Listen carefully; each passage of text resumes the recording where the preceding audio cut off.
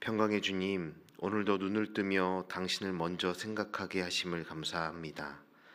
다른 생각과 근심과 걱정, 분주함과 염려보다 나에게 하나님이 더 크시고 충만함이 되어 주심이 은혜임을 고백하며 이 시간 주님 앞에 나아왔사오니 주님 앞에 고개 숙인 당신의 자녀들을 기억하여 주시옵소서.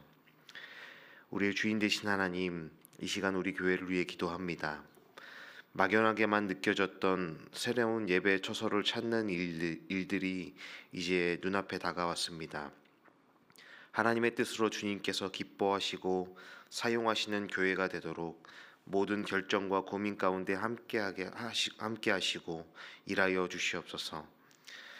교우들 모두의 경험이 다르고 가치관이 다르고 생각이 다르기에 누가 옳고 누가 틀림이 아니지만 그 누구도 나의 뜻과 하나님의 뜻을 혼동하지 않도록 우리 모두가 말씀 앞에 깨어있고 기도하며 더 겸손해지는 시간 되게 하여 주시옵소서.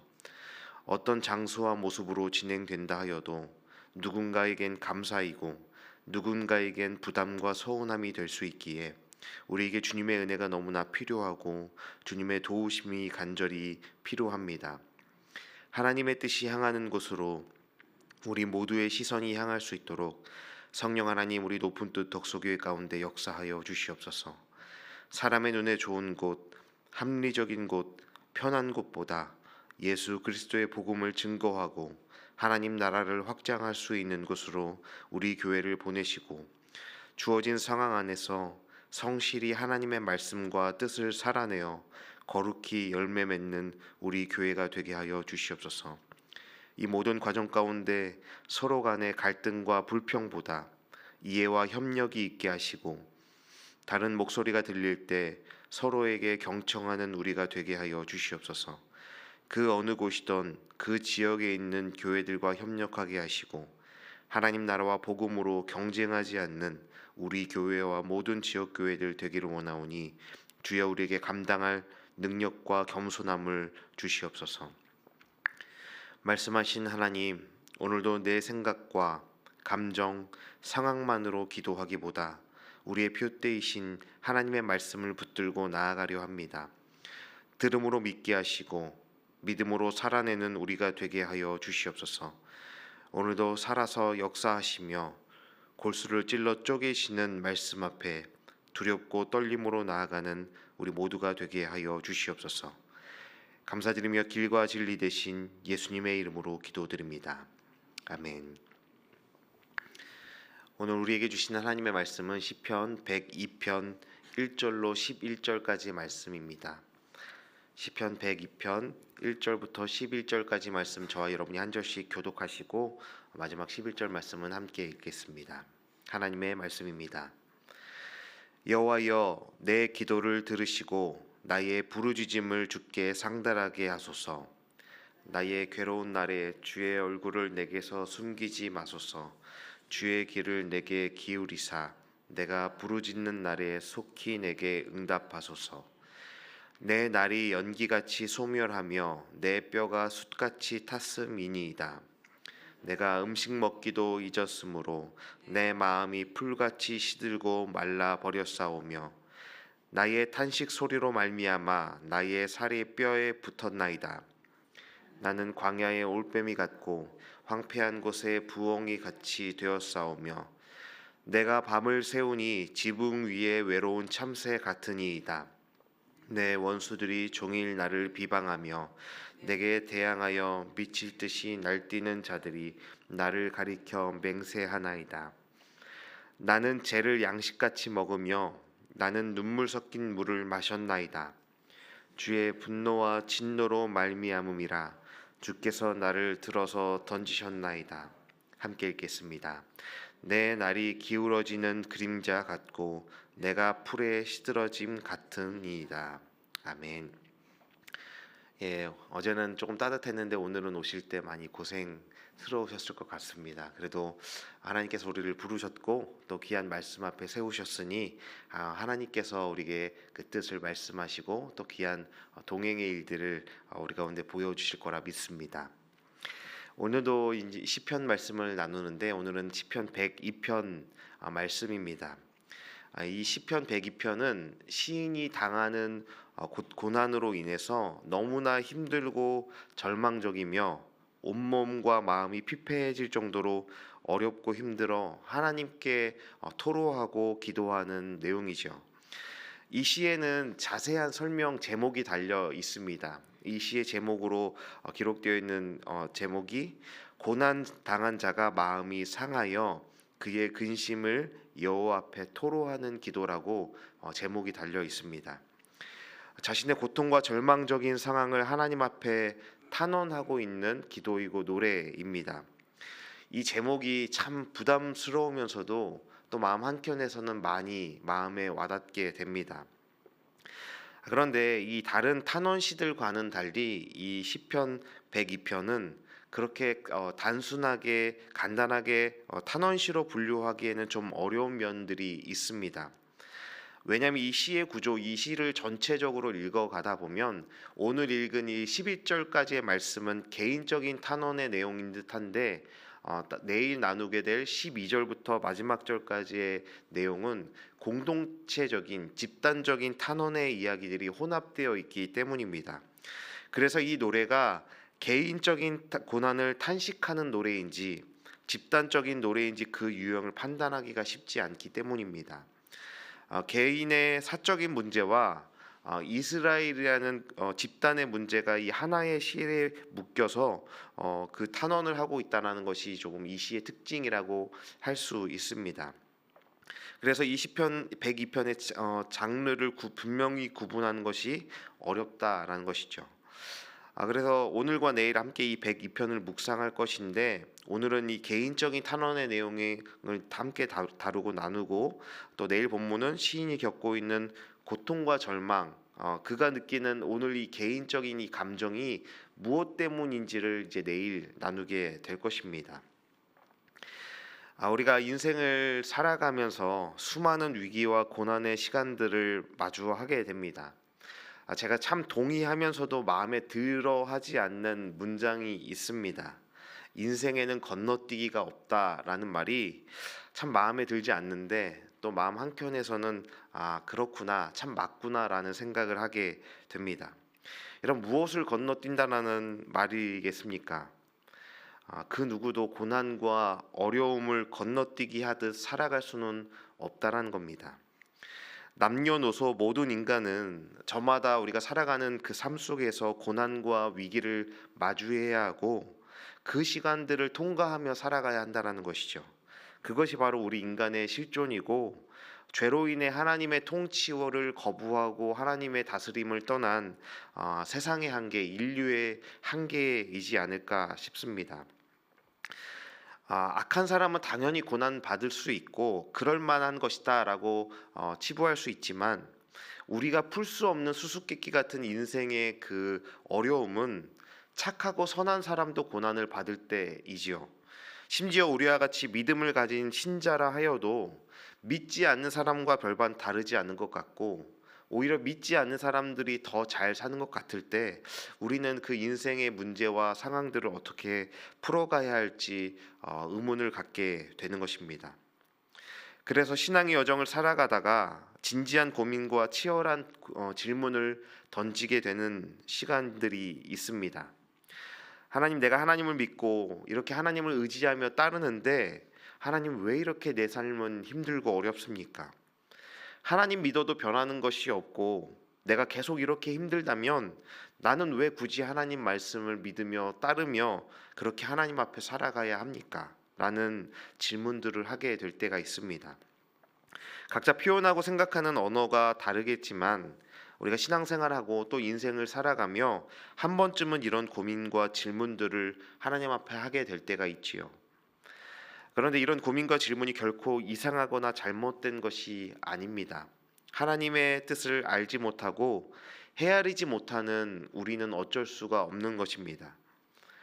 그렇기에 오늘 이 시편을 통해서 시인과 같은 심정과 상황들을 만나게 될 때, 우리가 인생의 위기와 고난 앞에 서게 될 때 우리가 기억해야 할 것이 무엇인지를 세 가지를 나누면서 함께 이 시편을 묵상하고자 합니다.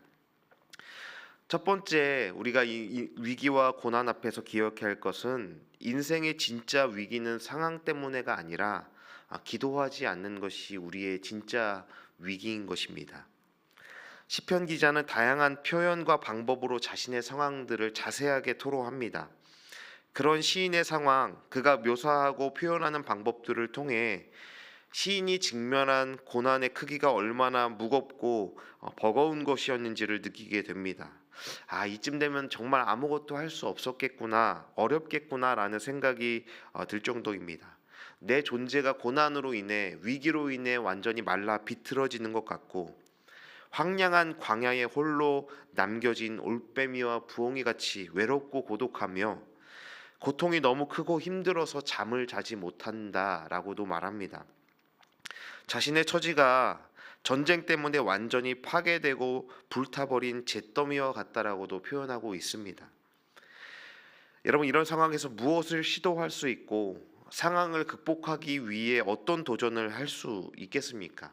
인간적인 모든 시도가 무산되었고 가능성이 도저히 보이지 않는데 더 이상 무엇을 할 수 있겠냐라는 거예요.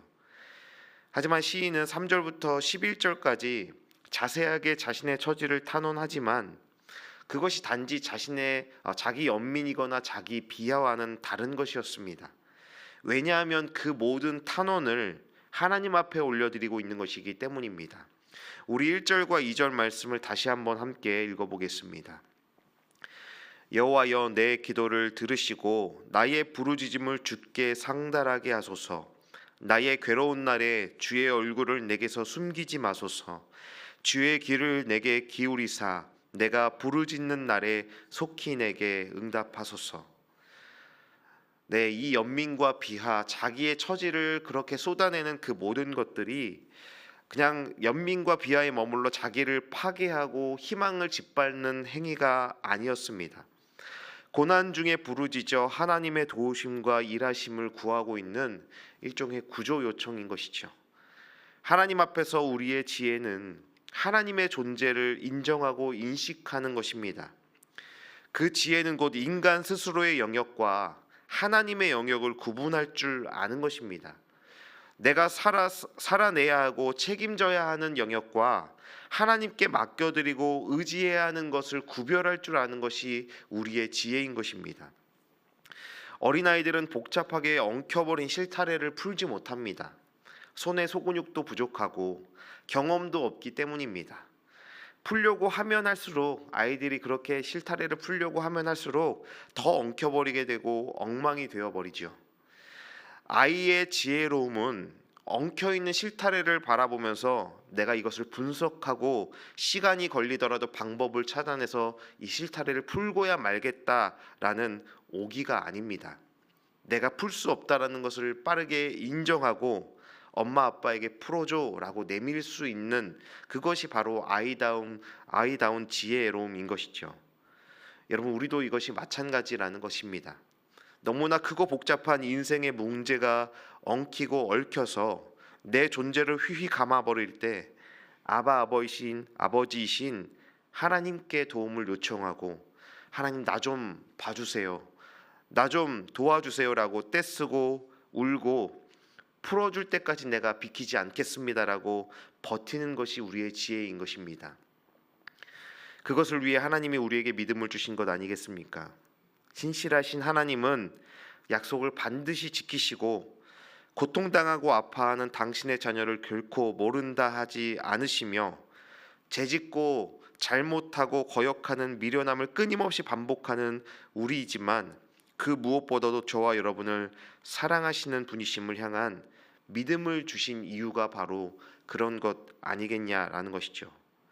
물론 믿음이 성장하고 우리가 성숙해져서 단순히 고통과 위기를 벗어나는 것에 머물러 있지 않고 더 깊은 하나님의 뜻을 행할 수 있는 곳까지 자라나는 것이 우리의 목적이어야 하고 그것이 하나님의 뜻이겠지만, 우리가 아무리 성숙해진다 하여도, 우리가 아무리 하나님 앞에 나이가 들고 성숙해진다 하여도, 애쓴다 하여도 우리는 결국 하나님의 아들과 딸이라는 정체성을 잊을 수가 없는 것입니다. 이를 이루고 인정받는 것을 위해 저와 여러분을 부르신 것이 아니라 하나님의 자녀의 권세를 주시기 위해 우리에게 믿음을 주신 것이고 믿게 하신 것임을 우리는 기억해야 하는 것입니다. 그렇기에 우리의 가장 크고 심각한 위기는 우리가 겪는 상황, 우리가 풀 수 없는 고난 때문에가 아니라 그럼에도 기도하지 못하는, 그럼에도 우리의 상황을 온전히 하나님께 맡겨드리지 못하는 그런 것이 바로 가장 큰 위기라는 것을 깨달아야 한다는 것입니다. 두 번째, 우리는 고난 앞에서 하나님 앞에 더 정직하고 솔직해져야 합니다. 고난을 당해 진짜 힘들어하는 사람들은 자신을 치장할 여유가 없습니다. 긴급한 상황에 놓인 사람에게 체면이나 지위는 중요한 것이 아니지요. 제 두 아들이 1살과 2살 때 폐렴에 걸려서 오랫동안 2주 넘게 입원했던 적이 있었습니다. 그때 제가 병원에서 저는 첫째를 돌보고 저희 아내는 둘째를 돌보면서 2주 동안 병원에 있었던 적이 있었습니다. 그때 제가 면도를 깔끔하게 하고 옷을 갖춰 입고 그렇게 제가 병원에서 돌아다녔을까요? 항상 깔끔하고 표정 유지를 하고 매너 있게 행동했겠습니까? 아닙니다. 제가 아이들을 주사 맞추러 갈 때마다 너무 오버스럽게 펑펑 울었습니다. 너무 어린 아이의 혈관을 찾지 못해서 6번이나 아이의 팔에 주사를 찔러대는 간호사를 향해 분노를 표출했습니다. 다른 사람 데려오라고. 체면이나 그 사람의 상황을 볼 여력이 없이 그냥 제 아이가 울고 불고 하는 그 고통을 참을 수가 없어서 제가 분노를 있는 그대로 표출했습니다. 아이가 입원했다는 소식에 그 당시에 그 신방 오셨던 우리 담당 전도사님이 신방을 오셨는데 제 뒤에 서 계셨지만 제가 쳐다도 보지 못했습니다. 인사도 하지 못했고 음료수 하나 드리지 못하고 아무 대화도 하지 않아 전도사님이 너무 뻘쭘해 하시면서 그냥 조용히 기도하시고 가시게 했습니다. 그냥 아무것도 보이지가 않았습니다. 여러분, 고난과 아픔과 위기 앞에서 이것이 자연스러운 반응 아니겠습니까? 시인도 마찬가지입니다. 자신의 처지를 여과 없이 드러내며 견디기 어려운 현실을 그냥 있는 그대로 쏟아내고 있는 것입니다. 그런데 우리가 하나님 앞에 기도할 때, 우리가 하나님 앞에 머물러 있을 때 우리의 모습은 어떠한지를 돌아보면 좋겠습니다. 내가 아파 죽겠는데, 내가 이렇게 힘들어 견디기 어려운데도 우리는 하나님 앞에 깔끔한 옷을 차려입으려 하고 하나님 앞에 내 표정을 유지하며 체면을 유지하고 그럴듯해 보이는 신앙인답게 하나님 앞에 그래도 난 성숙한 신앙인답게 그런 신앙인의 모습 뒤에 우리가 숨어 있지는 않냐라는 것이죠. 혹여 내가 목사이니, 내가 장로이고 권사이니, 집사이니 내가 하나님 앞에 그렇게 나를 다 드러내고 사람들 앞에 나의 모습을 보이는 것이 덕이 되지 않는다라고 생각하신다면 우리의 모습들, 하나님께서 우리를 어떻게 바라보실지를 한번 생각해 보면 좋겠습니다. 제 아들이 힘들고 어려워 죽겠는데 요즘 그렇게 학교에서 맞고 옵니다. 그런데 남자아이들에게 맞는 게 아니라 여자아이들에게 맞고 와서 참 저도 자존심이 많이 상하는데, 그냥 저는 아이들이 그렇게 맞고 와서 제 앞에 와서 하루 종일 있었던 일을 쫑알거리고 다 그 감정을 쏟아내는 것이 오히려 다행이고 제가 그 아이들의 이야기를 들어줄 수 있는 것이 감사이구나라는 생각이 듭니다. 그런데 그 아이가 난 여자 아이들에게 맞고 왔으니 창피하니까 아빠에게 얘기하지 않을 거야 라고 한다면 참 많이 서운할 것 같다라는 생각이 들었습니다. 여러분, 우리가 힘든 것을 있는 그대로 힘들다 인정하지 않고 많이 아픈데 아프다 하지 않고 아픈 척하지 않고 무섭고 두려운데 의연한 척하기 때문에 우리 마음에 병이 드는 것이죠. 내가 아닌 다른 존재로 살아가며 나 또한 나 스스로의 감정과 아픔을, 내가 나의 아픔을 보듬어 주지 않기에 우리가 하나님 앞에 자유함을 경험하지 못하는 것입니다. 여전히 하나님 앞에 체면 차리고 있고 예의 있게 행동하려고 하는 겁니다. 하나님이 진정 원하시는 것은 있는 모습 그대로 내가 느끼고 생각하는 대로 하나님께 솔직하게 기도하는 것입니다. 죄와 연약함을 고백하며 도와달라 기도하고 내 아픈 상처를 있는 그대로 열어드려 보여드리며 하나님 이것 좀 낫게 해달라고 기도해야 합니다. 관계 때문에 힘들 때 사람이 아니라 하나님께 흉도 좀 볼 수 있고 내가 스스로 폭력을 휘두르기보다 하나님 쟤 좀 혼내주세요라고 하나님 뒤로 숨어 비겁해질 필요도 있는 겁니다. 그런데 이것이 잘못된 것이 아니라는 것이죠. 성경의 욥과 다윗, 히스기야 그리고 사도 바울도 고통과 아픔, 상처와 두려움 앞에 솔직하게 탄원하며 기도하고 하나님 품에 숨어들었습니다.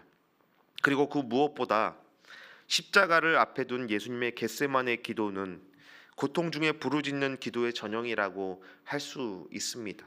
하나님 가능하시다면 이 잔을 내게서 옮겨 주십시오. 이 두려움에 직면하기가 어렵습니다. 라고 예수님 또한 그 두려움 앞에 하나님 앞에 모든 것을 쏟아놓는 기도를 하셨던 것이죠. 마지막 세 번째는 하나님만이 진정한 도우심을 바라보며 기억하는 믿음입니다. 시인은 자신이 고백한 모든 상처와 아픔 그리고 고통과 절망의 이유를 정리하고 있는데 바로 하나님 때문이라고 말하고 있죠. 우리 10절 말씀을 함께 읽겠습니다. 주의 분노와 진노로 말미암음이라 주께서 나를 들어서 던지셨나이다. 시인은 너무나 견디기 어렵고 힘든 현실 때문에 하나님이 나를 버리신 것 같다라고 말합니다. 주께서 나를 들어서 나를 내던지신 것 같다라고 고백하지요. 여러분 이런 고백과 태도가 불경한 것일까요? 불신앙적이고 교만한 태도이겠냐라는 겁니다. 그렇지가 않지요. 시인이 그렇게 느끼는 이유가 무엇이겠습니까? 이 기도의 이면에 시인이 가지고 있는 마음의 태도는 무엇이겠습니까? 그가 그렇게 말하고 있는 것을 바꾸어 말한다면 자신이 겪고 있는 이 모든 고난과 역경을 제거해 주실 수 있는 분은 오직 하나님밖에 없다라는 마지막 가능성을 하나님께 두고 있다라는 것입니다. 고난의 책임을 하나님께 전가하는 것이 아니라 이 모든 고난을 해결해 주시고 풀어주시고 회복시켜 주실 분이 오직 하나님뿐이심을 고백하고 있는 것입니다. 시인에게 다른 가능성이 있었다면, 그가 능력이 있어서 다른 것을 기대할 수 있었다면 이렇게 찌질해 보이는 모습을 보이지 않았겠죠. 나는 하나님 당신이 아니어도 됩니다. 나에겐 다른 믿는 구석이 있으니 라는 이 그 태도를 갖고 있다면 시인은 이렇게 고백하고 기도하지 않았을 겁니다. 모든 가능성과 소망이 오직 하나님께만 있음을 그가 알기에 그것을 도저히 부정할 수 없기에 다른 대상을 기대할 수가 없는 겁니다. 이것이 인생의 위기와 고난 앞에서 우리가 기억해야 하는 신앙인의 자세인 것입니다. 철학자 파스칼은 인간을 가리켜 고민하면서 길을 찾는 사람들, 그것이야말로 참된 인간상이다라고 말합니다. 고난은 분명히 힘들고 어렵고 피하는 게 상책인 것은 부정할 수가 없습니다. 하지만 우리의 신앙은 평화와 번영이 아닌 고난과 위기 앞에 드러나며 증명되는 것입니다. 신앙인은 하나님이 주신 축복만을 누리며 인생을 건너뛰듯 띄엄띄엄 살아가는 비겁한 사람을 신앙인이라 말하지 않습니다. 고난 중에도 하나님을 찾아낼 수 있는 사람들, 위기 앞에서도 하나님 앞에 버텨낼 줄 아는 사람들, 그 어떤 상황 가운데서도 하나님을 찾아낼 수 있는 것이 우리의 영성이고 신앙인의 저력이며 그것이야말로 믿음의 길을 가는 사람들의 힘과 능력이라 할 수 있습니다. 사랑하는 여러분, 지금 시인과 같은 위기와 고난, 두려움과 상처를 마주하고 있으시다면 그것이야말로 지금 하나님께 기도하라는 초청이고 나의 모든 존재를 용납하시겠다라는 하나님의 사랑이며 하나님을 만나 한 단계 더 깊은 신앙의 영역으로 나아오라는 기회라는 것을 우리가 기억하기를 바랍니다. 어느 찬양의 가사처럼 하나님은 고난을 통해 저와 여러분을 만들어 가실 것이고, 하나님은 완전하게 우리의 삶을 이루어 가실 것임을 더 깊이 경험하고 누리는 우리 모든 높은 뜻 덕소의 가족들 되시기를 주님의 이름으로 축원합니다. 함께 기도하시겠습니다.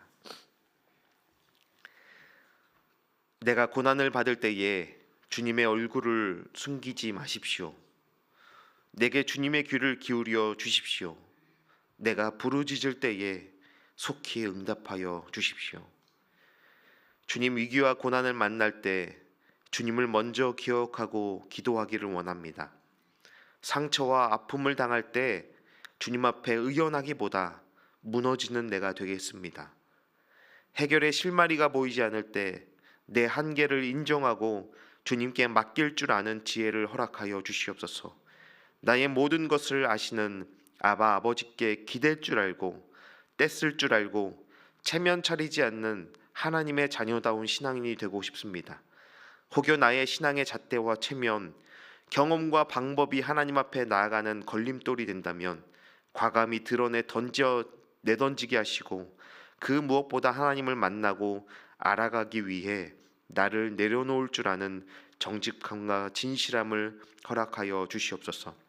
오직 주님만이 소망이시며 참된 자유를 주시는 아버지이심을 믿으며 가식 없는 모습으로 주님의 날개 그늘 아래 숨을 줄 알고 주님 품에 파고드는 아바의 자녀로 그 권세를 누리며 살아가는 우리가 되게 하여 주시옵소서. 감사드리며 나의 모든 것 다 하시는 예수님의 이름으로 기도드립니다. 아멘. 함께 기도하시겠습니다.